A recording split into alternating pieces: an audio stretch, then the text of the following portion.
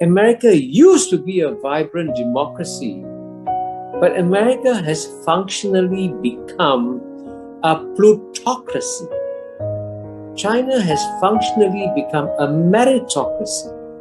Now, what's a meritocracy?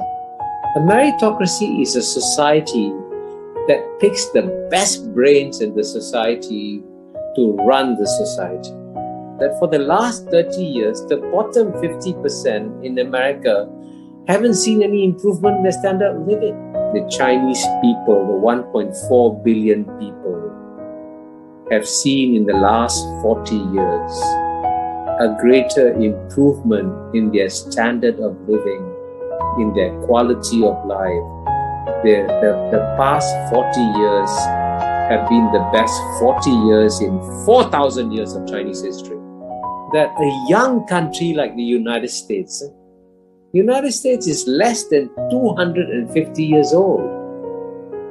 This young country, with 1/4 the population of China, believed in its mind that United States would transform China.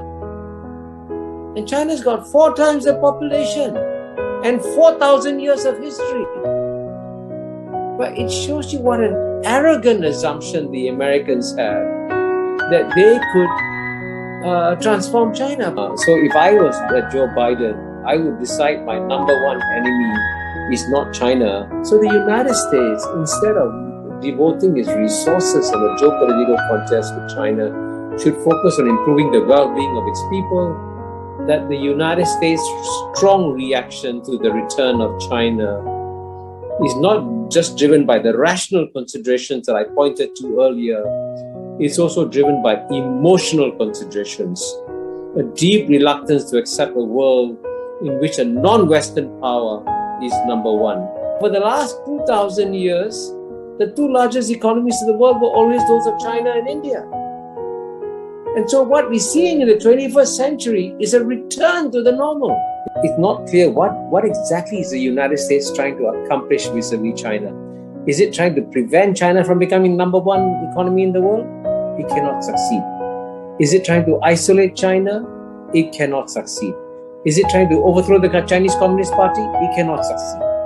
Now, China's GNP, right, which was 10% the size of the United States in purchasing power parity terms in 1980, is now bigger than the United States. China will become more assertive, but in my book, Ricardo may remember, I make a big difference between being assertive and being aggressive. And China has not fought a war in 40 years.